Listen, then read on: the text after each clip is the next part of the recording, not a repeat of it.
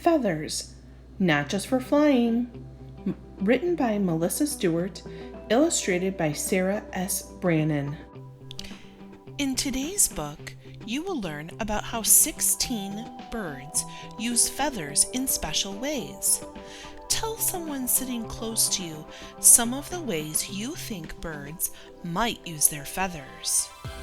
This book is nonfiction and tells many interesting facts. You can also learn a lot by paying careful attention to the illustrations. As I read this story to you today, stop and take notes. Notice the illustrations. Jot down what you see and what you hear. Notice the typing in this book. It looks as if someone has written what kind of bird each feather belongs to. Pay attention to those as I read this book. Peacock, swan.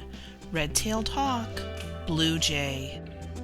American bittern, anhinga, cardinal, wood duck, rosy-faced lovebird, dark-eyed junico. Birds and feathers go together like trees and leaves, like stars in the sky. All birds have feathers, but no other animals do. Most birds have thousands of feathers, but those feathers aren't all the same. That's because feathers have so many different jobs to do. Feathers can warm like a blanket. On cold, damp days, a blue jay stays warm by fluffing up its feathers and trapping a layer of warm air next to its skin. Blue jay, Braidberry Mountain, Maine. Have you seen a blue jay before? Notice how this book looks like an album or a scrapbook. Some things look like they are taped to the page, and the blue jay looks like it's an attached photograph. Do you think it looks like someone is studying birds? Wood duck, Lake Bemidji, Minnesota. Or cushion like a pillow. A female wood duck lines her nest with feathers she plucks from her own body. These feathers cushion the duck's eggs and keep them warm. Feathers can shade out sun like an umbrella. Tricolored heron, Florida Everglades. As a hungry tricolored heron wades through the water in search of food, it raises its wings high over its head. The feathers block out reflections from the sky and shade the water. This makes it easier to spot tasty fish and frogs. Turn and talk to someone.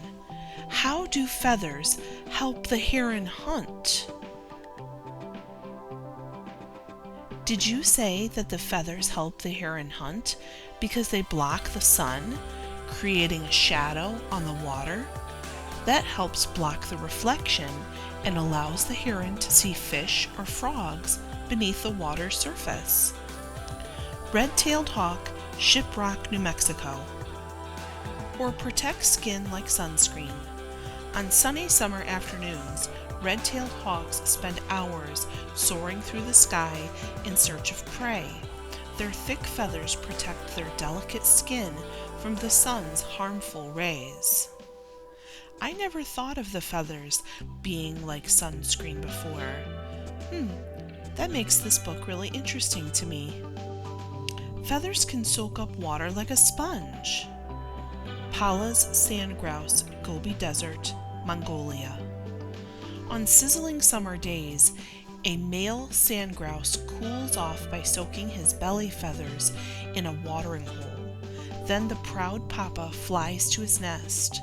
While dad guards his chicks, the little ones suck on the feathers to quench their thirst. What a creative way to use his feathers. Or clean up messes like a scrub brush. An American bittern always cleans up after it eats. Its feathers have brittle tips that crumble into a dusty powder. The powder is perfect for scouring away dirt and slimy fish oil that sticks to its feathers.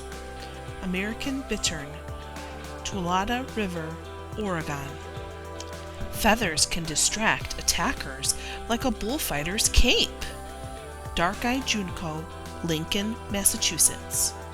A dark-eyed junco distracts its enemies by flashing the bright white feathers on the outside of its tail.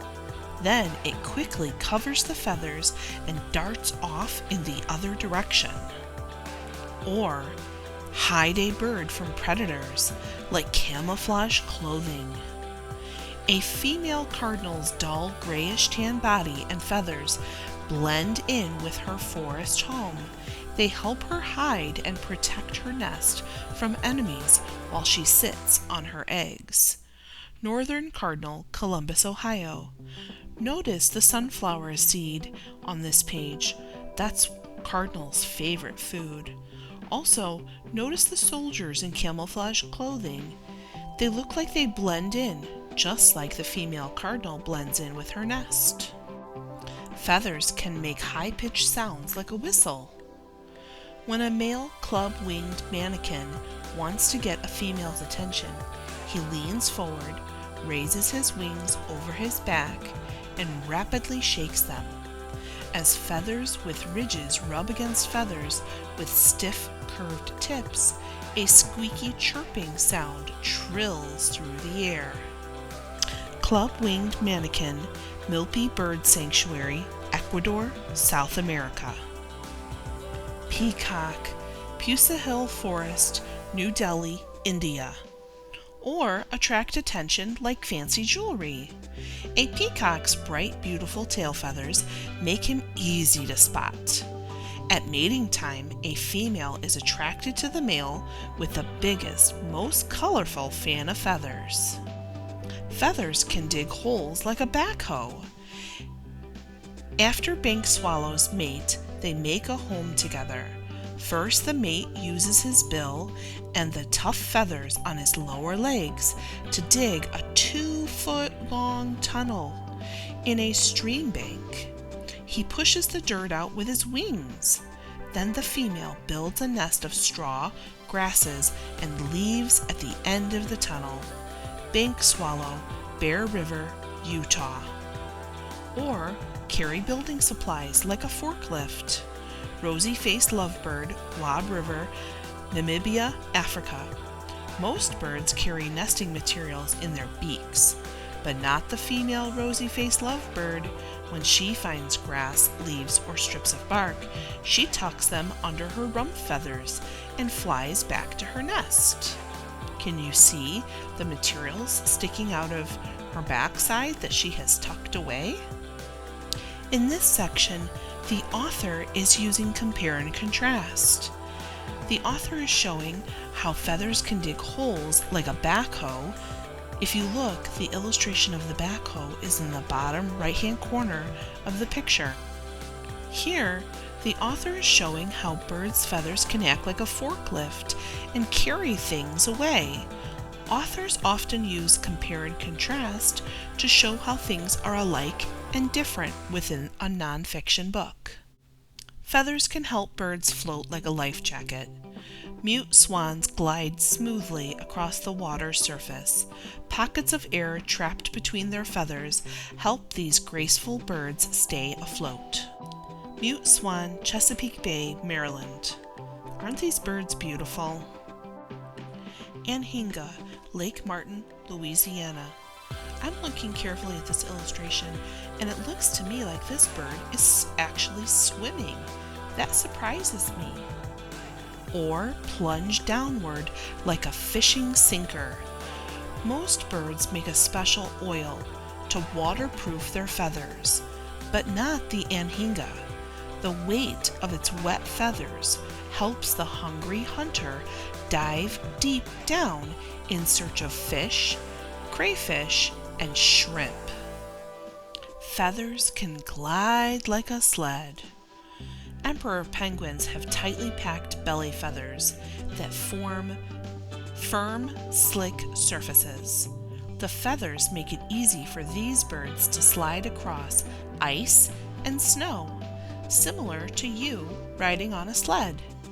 Emperor penguin, Adélie Land, Antarctica. Or sprint across the snow like snowshoes. Each autumn, willow ptarmigans grow a thick layer of feathers on top of their toes. Like snowshoes, the feathers increase the size of the bird's feet, so they can shuffle across the snow instead of sinking in. Willow ptarmigan, Denali National Park, Alaska. Again, the author is comparing and contrasting these feathers. For example, the emperor penguin's feathers help it to glide like a sled across snow and ice, whereas the ptarmigan's feathers help it stay on top of the snow so that it doesn't sink down. But most of all, feathers can give birds the lift they need to race across the sky. Throughout most of this book, the author decided to organize it like a scrapbook. It even looks like the pictures are taped in. Do you think that this was a good choice to capture the attention of the reader? I think so. It makes it more interesting and different compared to other books. Kinds of feathers. Many scientists study birds, and they are learning new information every day. Right now, not all scientists agree about the best way to classify types of feathers. Here is one system that many scientists use. Tiny filoplume feathers are attached to nerves. They help a bird sense its surroundings, and they let the bird know that its feathers are in place. Stiff bristle feathers around a bird's eyes act like eyelashes. Some birds use bristle feathers around their mouths to locate food. Soft, fluffy down feathers keep a bird warm by trapping body heat next to its skin. Semi-plume feathers work with down feathers to keep birds warm and dry. Contour feathers cover most of a bird's body. They give a bird its shape and colors. The flight feathers on a bird's wings lift it up and move it forward. Flight feathers on the tail help a bird steer and keep its balance. What did you learn about feathers in this book? Did you learn something surprising or new? Write down the things that you've learned. Share them with someone else in your family. See if they knew those facts as well. If not, you might want to share this video with them. They might enjoy learning about the different kinds of feathers and the jobs that feathers do too.